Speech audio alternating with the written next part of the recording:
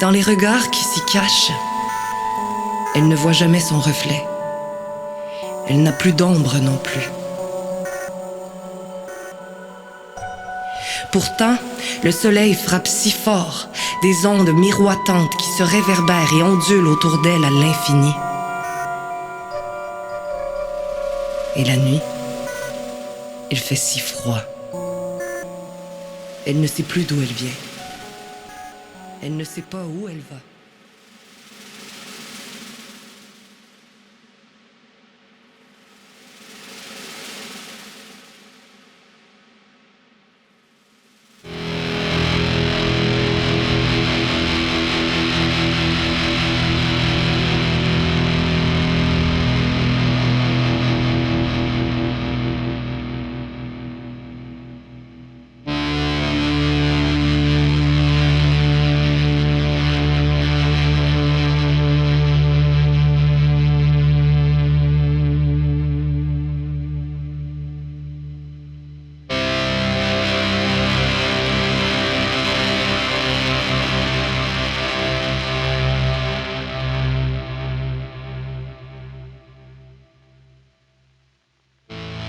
L'ombre est terrible ici, nette, tranchante. Elle découpe l'espace en prisons étanches, en segments exigus d'où l'on ne s'arrache qu'à son propre péril. Poser le pied au-delà de ces fils de rasoir, et c'est la chaleur vite cruelle, le crissement des galets sous les pas, un bruit d'os sec ou de couenne qui grésille en se tordant au bord du calciné.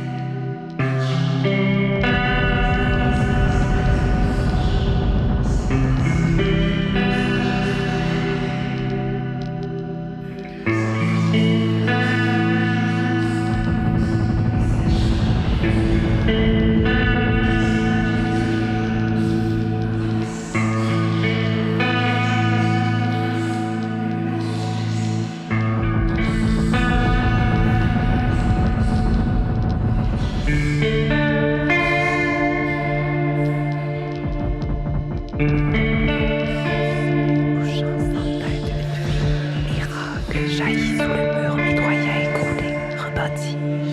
Petites grappes de raisin noir serrées comme un poing, et buissons de chèvrefeuilles s'échangent leurs abeilles. Et tout près, le parfum anisé du grand pied de fenouil qu'on a laissé pousser dans l'allée, autre cadeau du hasard, aussi haut qu'un homme, avec ces drôles de petites feuilles qui ne ressemblent pas à des feuilles, qui sont un plumage, une fourrure. Elle ne peut jamais passer à côté sans le caresser comme on le ferait d'un animal. Quelquefois, elle se glisse entre les tiges, elle ferme les yeux et elle s'imagine noyée, sirène à la chevelure verte. Dans le grillage tout au fond, il y a 2 trous. Ils donnent sur les petits veaux de la ferme voisine qu'on met à paître à l'arrière de la ferme au printemps avant de les tuer. Un jour, elle traversera la clôture pour aller les libérer.